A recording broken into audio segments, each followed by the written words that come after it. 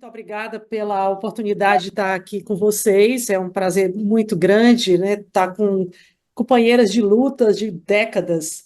E que bom que a gente está tendo essa oportunidade, inclusive nesse ano, de trazer um tema que para muitos às vezes não é tão familiar, para outros são de repente estímulos para que as pessoas comecem de uma maneira mais complexa e mais completa dar assistência a essas pessoas que não têm a inclusão ainda social em pleno século XXI.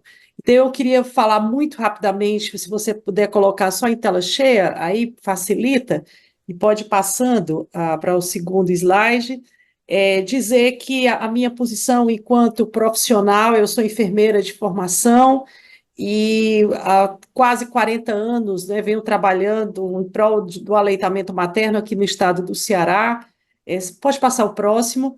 Eu sou mãe de 4 filhos, uma filha biológica e 3 filhos que eu adotei, né, por uma circunstância de vida, que hoje já são adolescentes, e eu tenho uma honra muito grande, né, de poder partilhar com eles o meu afeto. Foram crianças que passaram por uma dificuldade, perda de mãe aos 3 anos e aos 6 anos, então eu acolhi e assumi desde esse período a cuidar deles, né?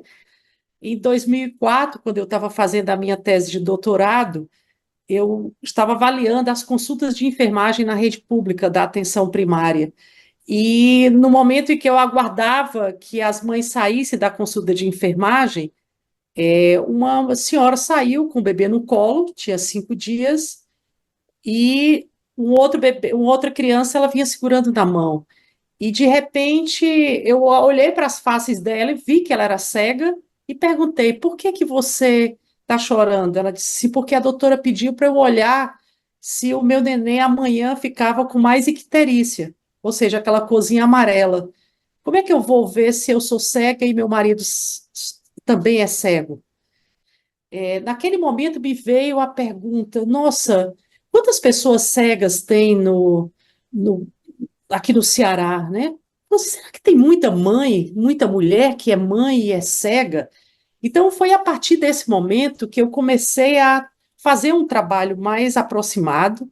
A gente tem um grupo aqui no Ceará de enfermagem que há décadas já vem trabalhando com pessoas cegas, principalmente no foco do acesso dessas pessoas às unidades de saúde, né, para ver a questão de como é que as rampas para poder uma pessoa cadeirante, por exemplo, entrar, se tem libras, se tem braille nas portas, para que as pessoas possam identificar quem é o profissional que ela vai ser cuidada. Então, todos nós deveríamos, no primeiro momento que a gente atua dentro de um território, a gente se perguntar: quantas pessoas com deficiência eu preciso dar uma assistência mais direta, né? Então, infelizmente, nós temos um problema aí de apresentação, mas eu vou tentar passar um pouco a algumas informações que eu considero que seja importante para vocês. Uma delas é que hoje no Brasil nós temos cerca de 46 milhões de pessoas que têm algum tipo de deficiência. Então vejam o quanto isso para os nossos olhos não é visível. Onde é Mas que isso estão é essas no mundo, não é pessoas? isso? É no mundo? Oi? É no mundo 46 milhões? 46 milhões com algum tipo de deficiência no Brasil. Ah, no No, Brasil. Bra- no Brasil. Isso é o censo de 2010, que com certeza nesse censo agora de 2023, né, que a gente já... Ah, pronto, pode passar os slides, acho que agora vai dar para vocês visualizarem. Pode passar assim uns Tá 5 vendo? slides, Pode passar. pode passar, vai chegar bem no pode passar, um pouco mais, pronto. Aí, é aí onde eu quero Aqui. mostrar, pode voltar. Aí onde eu quero mostrar para vocês, né, primeiro, a falta de acessibilidade, a falta de acesso dessas pessoas que estão aí nos nossos territórios, estão aí nesse imenso Brasil, e que, infelizmente, mesmo que a gente tenha conseguido alguns avanços na última década, principalmente com a implantação de secretarias de pessoas com deficiência, com a própria discussão que os vários grupos ativistas, né, vêm desempenhando, mas ainda é uma população que ela não tem oportunidades, ela não tem muito acesso e já começa desde do processo de educação dessas pessoas. Apenas 5% das pessoas com deficiência no Brasil terminam a faculdade. Então, a primeira questão que eu sempre tenho questionado, até porque eu sou professora, eu sou enfermeira e sou professora da Faculdade de Medicina da Universidade Federal do Ceará, quando eu comecei a trabalhar como professora adjunta e contato com os alunos, 80 alunos de medicina, né, que é a disciplina de saúde pública que eu desempenho lá na nossa faculdade, eu perguntava para eles: vocês alguma vez tiveram contato com alguma pessoa cega ou com alguma pessoa surda? E eles disseram: não, mas se tem muitas professoras. Claro que tem, o Ceará tem muitas pessoas. Então, isso faz com que a gente precise, primeiro, fazer uma autocrítica. Como é que nós, cada um dos profissionais que está aqui me escutando nesse momento, em que momento vocês, na faculdade, tiveram conteúdo onde orientasse, por exemplo, como você acompanhar uma mãe cega, uma mãe surda para o processo de aleitamento materno? E se essa mãe chega no teu consultório, chega num hospital, ou de repente na rua, ela precisa de ajuda, você está preparada? Você recebeu alguma orientação? Será se os serviços, eles são acolhedores, as tecnologias que nós utilizamos hoje dão acesso a essas pessoas? Então, pode passar o próximo. Todas essas perguntas eu comecei a fazer no momento em que eu estava fazendo a minha tese de doutorado e encontrei essa mãe cega. E aí foi que eu comecei a fazer uma busca na literatura para observar quantas pessoas tem no mundo que são cegas e quantas pessoas são surdas, porque ao mesmo tempo eu estava com uma colega que trabalhava com pessoas surdas e ela dizia: Márcia, é a maior dificuldade de uma mulher é conseguir falar com um profissional, porque as pessoas não aprendem Libras. Libras é a segunda língua nacional que a gente deveria dominar, e infelizmente, em qualquer nível educacional, a gente não dá o acesso às pessoas a aprenderem Libras.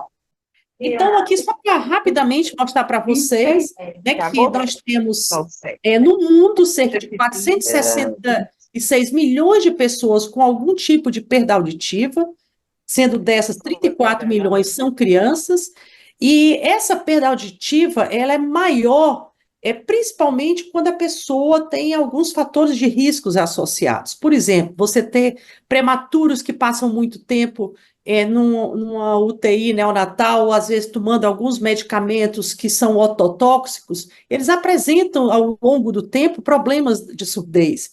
Do mesmo jeito, pode passar o próximo, eu fiquei me perguntando sobre as pessoas cegas, né? Então, o número estimado de pessoas com deficiência no mundo chega em torno de 285 milhões. Né? E essas pessoas, cerca de 24% delas, têm pelo menos algum déficit visual. E saibam, nós vamos ter um aumento nos próximos anos. Vocês vão começar a ver crianças que estão hoje cada vez mais utilizando as telas com dificuldades, né, na questão da acuidade visual.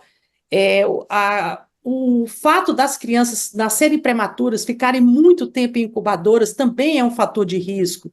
E hoje a questão das crianças terem mais diabetes infanto-juvenil, muitas delas não tratadas precocemente, e isso, no futuro, pode trazer também problemas de déficit visual. Então, passe o próximo. Aqui, para que a gente, a partir do momento que a gente começa a sair amanhã nas ruas, comecemos a refletir como é que a cidade ela está acolhendo essas pessoas que não enxergam, por exemplo. Como é que nós, quando vamos fazer uma reforma na nossa casa, nas nossas calçadas, você de repente coloca um obstáculo como esse que vocês conseguem ver aqui no primeiro slide, que uma pessoa cega, para nós já é difícil, que eles chamam as pessoas que veem os videntes, nós videntes já temos dificuldade, imagine aquelas pessoas que têm cegueira, né? Então, as cidades, elas não são acessíveis, elas não são acolhedoras às pessoas com deficiência visual. E eu me lembro quando eu comecei a fazer esse trabalho aqui, aí em 2004, ainda tinham aqueles telefones públicos, né? Aqueles que tinham os orelhões.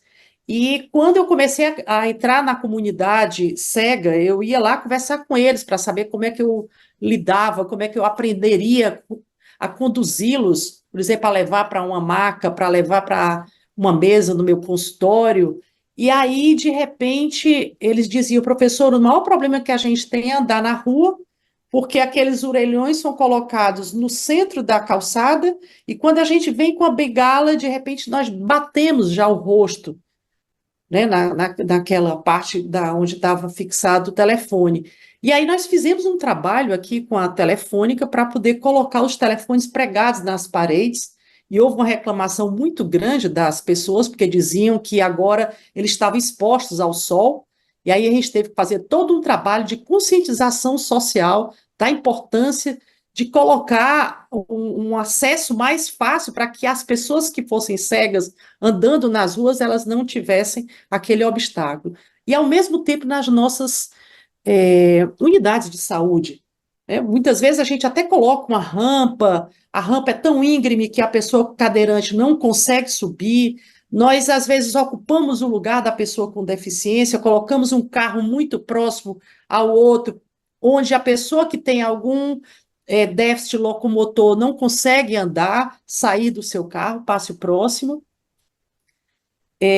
Dizer que na nossa formação nós fomos ensinados a preparar, pelo menos na minha, há quase 40 anos atrás, a preparar fórmulas infantis. Nós não tivemos a orientação que, felizmente, hoje muitos dos nossos alunos têm, né, de ter esse apoio, desde o momento que ela entra na faculdade, a gente já começa a falar da importância do aleitamento materno. Pode passar o próximo. Então, pensando nisso, é, eu, como professora, e também já fui pró-reitora de extensão da universidade, nós começamos a fazer um trabalho, e na disciplina eu levo uma pessoa cega e uma pessoa surda para falar para os futuros 80 alunos de medicina. Então, com isso, tem mais ou menos uns 8 anos que eu venho desenvolvendo esse trabalho, é muito interessante, porque eu levo esse rapaz, que é o Celso, ele agora entrou como técnico, inclusive, na faculdade, nós estamos fazendo um projeto de extensão, onde ele é cego desde quando nasceu, a mãe teve rubéola e ele nunca enxergou, mas está terminando o mestrado dele agora em design, ele fez jornalismo, é locutor de rádio, e ele vai conversar com os alunos, onde os alunos interagem com ele. Ele mostra como, por exemplo, você deve conduzir uma pessoa cega na hora do exame físico, como as pessoas devem falar, porque geralmente nós falamos muito alto quando a gente está lidando com uma pessoa cega, e ele brinca muito com isso, diz, olha, a gente escuta muito bem.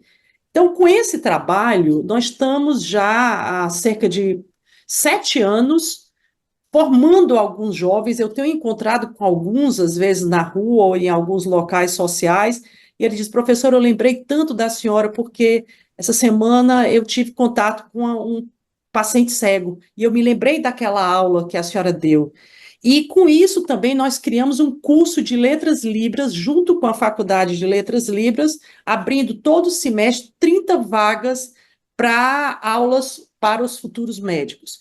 E isso também agora está sendo expandido na enfermagem, isso já é feito aqui na Universidade Federal do Ceará, e a gente tem avançado em outros cursos, inclusive de arquitetura, de engenharia civil, não é só da saúde, porque a gente também precisa ensinar as pessoas que estão construindo, que estão cuidando, estruturando a nossa cidade, a pensar nessas pessoas quando você estiver fazendo o seu projeto. Pode passar o próximo. Aqui, não, pode só um, aqui mostrando que existem hoje algumas formas da gente facilitar esse nosso contato, as tecnologias assistivas, né, você utilizar mamas, aquela mama cobaia que a gente já tem usado com muita frequência nas unidades de saúde. Quando vocês forem ensinar uma pessoa, uma mãe cega ou um pai cego que está querendo aprender como se conduzir diante de uma mama engurgitada, por exemplo, ele ser ensinado de como é que ele pode fazer o toque naquela mama. E para as pessoas surdas, já existem ferramentas, o Hand Talk, eu aconselho vocês a baixar, e se de repente chegar uma pessoa surda, que vocês não consigam fazer um diálogo, porque não conhecem Libras, esse Hand Talk ele é capaz de você colocar diante da pessoa surda e ele vai traduzindo e o profissional vai vendo ali na tela, então é uma forma, né, pelo menos imediata da gente até aprender Libras, de vocês poderem fazer contato, porque entendam, tem muitas mulheres que não gostam de ter intérprete na hora da consulta, nem gostariam de ter uma mãe ou um pai ou uma pessoa da família junto à consulta, porque tem alguns segredos que eles não querem revelar. Então, por mais que a gente entenda que é bom criar teleconferência onde a gente possa dar acesso a uma pessoa surda ter um intérprete, muitas delas pedem como direito humano, né, que é um respeito à mulher, ela ter aquela privacidade na hora da consulta. Então, só para que vocês entendam isso, né? Então, esse Hand Talk, que está aqui, eu estou colocando na tela, né? A mão fala, é o que vocês podem baixar essa plataforma. Tem alguns mecanismos também que hoje estão melhorando. As bengalas, né, elas já têm um sensor. Nós temos procurado conversar muito com o pessoal que trabalha com tecnologia para criar bonés, para criar algumas ferramentas que as pessoas cegas elas consigam, né, ter, se tem um obstáculo, de repente ela saber que está à frente, porque o sensor vai sinalizar, passe o próximo. Aqui mostrando para vocês também que é algo que a gente precisa mudar como política pública a nível nacional. Quando você, às vezes, diz para a mãe, dá um medicamento para uma mãe que é cega, elas normalmente colocam a gota caindo no dedo para contar, ou então elas colocam num copinho de alumínio, por exemplo, e aquele barulho, ela consegue identificar quantas gotas ela está colocando ali naquele copinho ou naquela colherinha. Mas existem existem conta-gotas sonoros. Isso daí o governo poderia investir mais, né, para poder doar para essas pessoas cegas esses conta-gotas e facilitar a vida da mãe. Do mesmo jeito com as mães surdas, eu sempre me perguntava como é que ela sabe que o bebê chora à noite, e elas diziam: não, eu coloco um cordão amarrado aqui no meu braço, quando o bebê chora, eu sei que ele movimenta, então isso facilita para a criança me dizer que ela está acordada, que está chorando. Mas existem sensores luminosos que, se a gente conseguir, de repente, convencer, né, o governo a comprar e oferecer para as mães, facilitaria demais, porque ela pode colocar em vários locais da casa e na hora que a criança chora, ela saber que tem aquela luz, né? Do mesmo jeito que hoje tem alguns relógios, mas a gente sabe que nós lidamos com a população muitas vezes que não tem condições de comprar um relógio que faz aquele movimento no braço dela, dizendo que a criança está chorando, que tem algum grito. Então, são formas de facilitar, às vezes, o cuidado da mãe. Pode passar o próximo. Aqui só mostrando que já existem estudos, né, em larga escala, mostrando que quando você compara, né, o aleitamento materno de mães que tinham algum tipo de deficiência, o aleitamento materno é sempre muito menor nas mães que têm deficiência do que aquelas que não têm.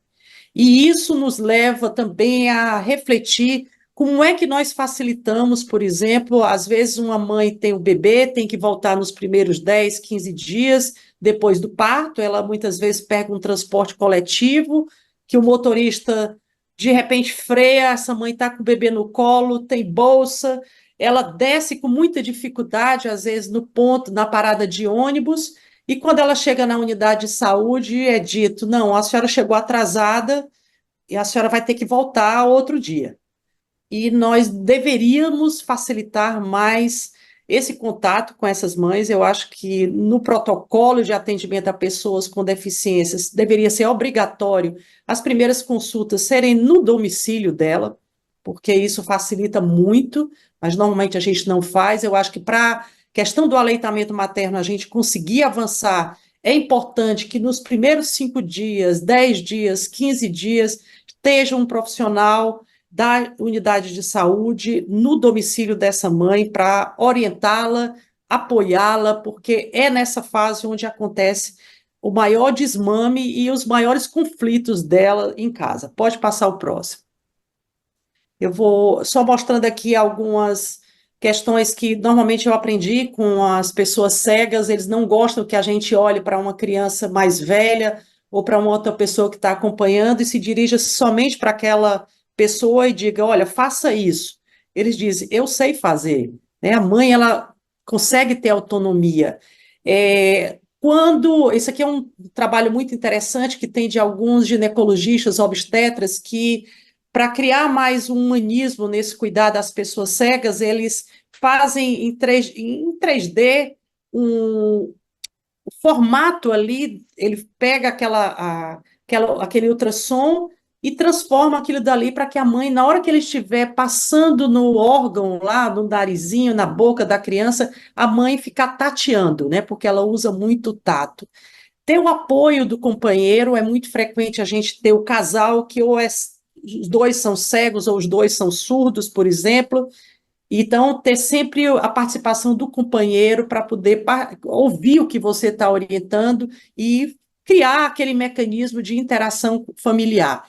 E aqui mostrando uma mãe que é cega, ela tem um filho de 10 anos, e esse aqui era um bebê que estava com 6 meses, e ela mostrando para mim como é que ela organizava.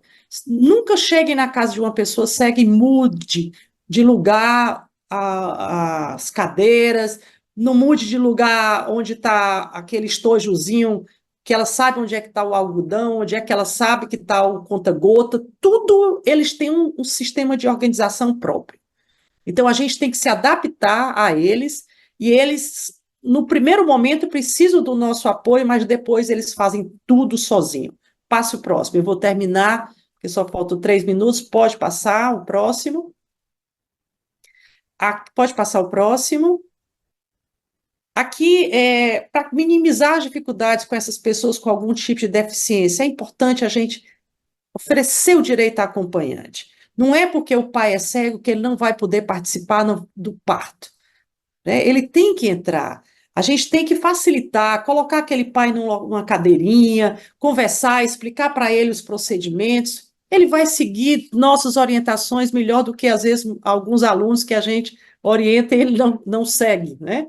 O que a gente está falando. Direito ao intérprete de Libras e material em Braille. Nós temos pouquíssimo material em Braille no Brasil sobre aleitamento materno. No caso de Libras, nós já temos um grupo de Mato Grosso, tem uma cartilha muito interessante sobre orientação para as mulheres no aleitamento materno. É só colocar amamentação em Libras, Mato Grosso, que aí vocês vão conseguir baixar esse material, é muito legal.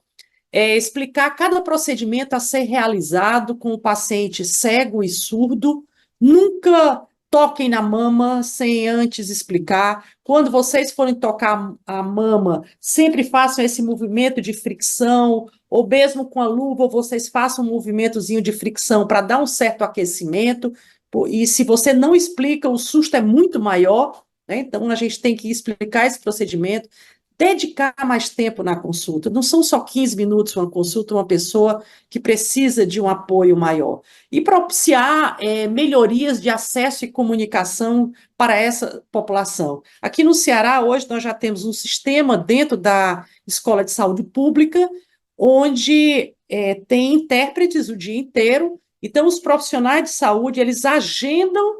Para isso, eles precisam saber que aquela pessoa surda está indo ao serviço, agenda com a central, e na hora que a mãe entra, o intérprete automaticamente entra na consulta, isso para facilitar que essa comunicação entre o profissional e o paciente seja mais humana. Pode passar o próximo. Aqui, só para concluir, né, dizer para vocês que nós temos que tentar minimizar essas dificuldades também quando a gente fala no desmame precoce. Algumas mães elas, por algum motivo, não conseguem amamentar, então a gente tem que orientar como é que ela coloca a quantidade de água no frasco ou na mamadeira. Então a gente tem que marcar aquele espaçozinho. Hoje já tem algumas mamadeiras importadas que já vêm em braille, né, colocando lá a medida, mas isso é muito inacessível ainda. Então, quando vocês forem orientar para a introdução de suco, por exemplo, a introdução de outros alimentos, é importante você mostrar para a mãe qual é a quantidade. Tem umas que você coloca no copo e elas colocam o dedo para ver mais ou menos em que tamanho o dedo dela vai ficar ali, mais ou menos na medida de 120 ml de suco, por exemplo. Então, são tecnologias que a gente vai aprendendo. Quando eu comecei a fazer um trabalho aqui, a gente acompanhou durante 4 anos 17 mães cegas, que tinham crianças de 0 até 10 anos. E uma coisa que me deixava assim, muito preocupada, porque todo o alimento que elas iam dar para as crianças, depois da introdução de alimentação complementar, elas passavam no liquidificador. E eu perguntava, por que você faz isso? Ela disse, não, porque eu tenho medo de ter alguma pontinha ou alguma coisa e o bebê se engasgar. E aí nós começamos a ensiná-la a pegar o alimento, amassar na mão, como os indígenas fazem, e ela oferecer para o bebê. Então, isso também é outra forma da gente ter um cuidado de quando ela for dar alguma fruta, não ter um pedaço muito pequeno, porque isso pode às vezes, fazer com que a criança se engasgue, ela está sozinha, ela não vai saber visualizar de imediato, né? Então, treinar vizinhos também das pessoas cegas, eles ocupam muitos vizinhos. Qualquer choro da criança, eles imediatamente vão lá pedir apoio. Então, essa rede de apoio, essa rede social é importantíssima. E só para concluir, dizer que também um fenômeno que me deixava muito inquieta nas primeiras visitas que eu fazia é porque sempre que eu chegava, nenhuma dessas tomadas tinha aquele plugzinho, né? E eu chegava para a mãe e dizia: Olha, eu estou vendo que talvez possa ser um risco para o seu filho, né? Porque a gente também não pode ser tão invasiva enquanto pesquisador, apesar de ser um cuidado. E elas riam e diziam assim: Calma, deixa eu explicar uma coisa para a senhora. Elas colocavam a criança ali do lado da tomada e o menino olhava para a gente e dizia: Não, pode não, pode não. Ela disse: Desde pequenininho, quando ele começa a sentar, a gente vai orientando essa criança o que é o correto e o que é o errado.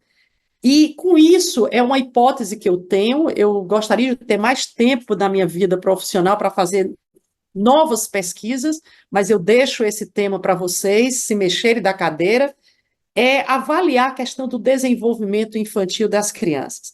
Nesses 4 anos que a gente acompanhou essas mães, uma coisa que me chamou muita atenção é a calma dos filhos. E a minha hipótese é que, pelo fato de que elas tocam muito a criança, elas cheiram muito a criança, inclusive elas sempre dizem: Eu identifico que meu filho está com algum problema pelo hálito. Então, eu cheiro, fico o tempo todo cheirando o ouvidinho dele, a boca, o nariz. Eles abraçam, eles tocam muito a criança. Então, talvez isso seja um fator preditor positivo para que a criança tenha um sentimento de segurança maior. Então, estudem esse fenômeno, né, porque é importante. Eu conversei com alguns pesquisadores já a nível internacional. Dr. Jack Shankov foi um que eu perguntei no dia de uma aula que eu estava com ele. Eu disse: as pessoas cegas, as crianças cegas, o que é que o senhor acha? Será que nessa questão da neurociência tem algo que é diferente? Ele olhou para mim: Por que você está perguntando isso? Eu disse: Não, porque eu estou estudando mães cegas. Isso não tem, quase ninguém estuda sobre isso. Então, veja como é um espaço, um campo muito aberto que a gente precisa voltar os nossos olhares. Então, muito obrigada. Eu teria várias outras coisas para falar para vocês, mas é só para poder mexer todo mundo da cadeira e caminharmos juntos, né, para poder fazer com que essas pessoas realmente tenham uma vida bem mais leve, né, e que possam cuidar como a gente cuida com muito afeto dos seus filhos. Muito obrigada.